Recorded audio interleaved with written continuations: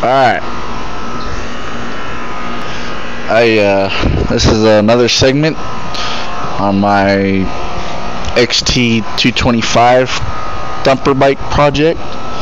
I'm actually just got done dissecting the old engine, the broken engine. I'm going to show you what all happened, or what all damage was done. I'm not going to be able to exactly tell you what happened, but as you can see, I got done. It's all tore apart except for I didn't split the cases. Here we got the jug cylinder.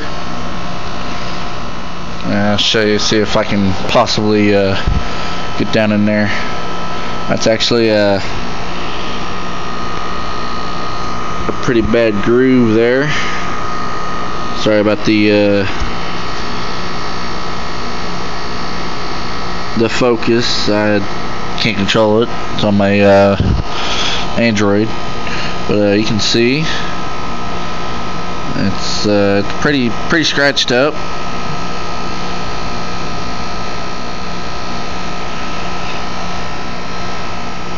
Yeah, nice. Yeah, it's actually deeper than it looks.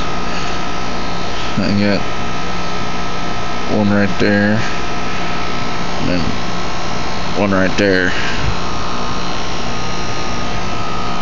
That is basically a boat anchor right there. I am not able to bore that out. This is the piston, or shall I say what's left of it. Had major piston slap.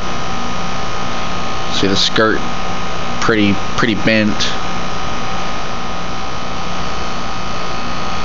So where the valves came in contact with it. And it's got a couple cracks on the top. You can see one right there.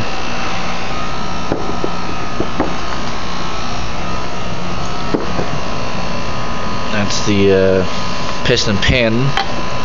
You might be able to see down in there all the aluminum shavings. The pinhole that's actually in my crankcase, all down in there. I'll show you my valve train.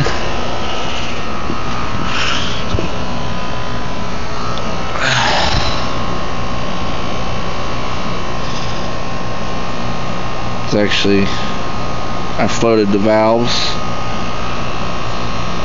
somehow bent them in the process, so they're permanently stuck open. Now, thinking maybe this might be rebuildable, salvageable after a lot of cleaning up.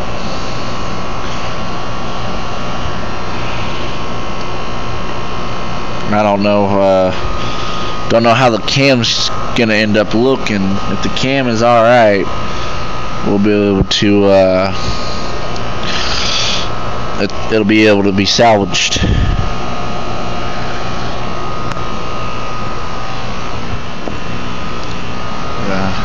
It's pretty fucked up. Yeah, I mean, the smell, you can definitely tell that it's yeah, I mean, it's dead. You can definitely tell. I mean, I burnt the shit out of that. Burnt the hell out of it, man. All because I wanted to have a little bit of fun, which sucks. My tension chain, cam chain. You can definitely see all the aluminum shavings.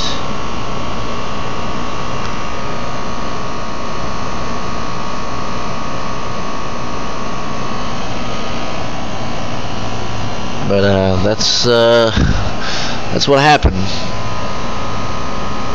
That's pretty deep.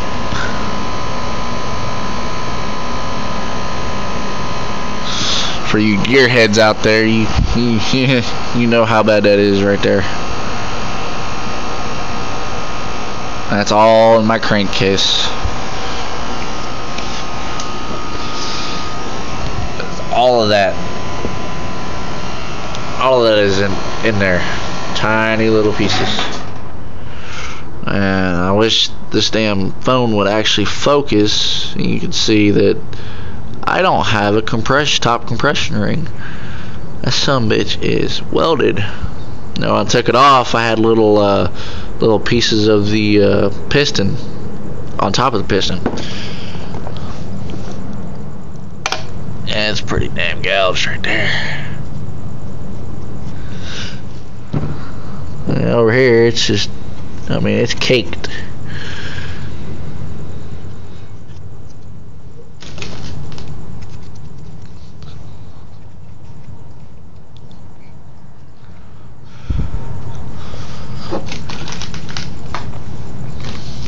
But you guys have any questions, comments, feel free to comment on it. I am actually wanting to rebuild this. If you know of any, tips or techniques and stuff like that, it'll be much obliged. Just ask for my email address. I'll get to you by email. I would actually like to get this case back up and running in the future. I would like to have either, really, tack that out, like really, almost race worthy. It's only a 225. I know it's crazy to say that, but I mean, all aftermarket, high dollar stuff. If you have any tips, techniques, feel free to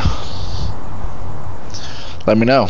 I'm gonna walk you around the complex here. We actually got a new addition. It's a 97 DR350 straight model. Got that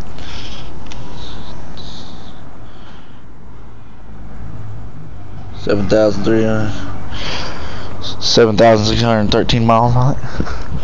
I don't know about the other.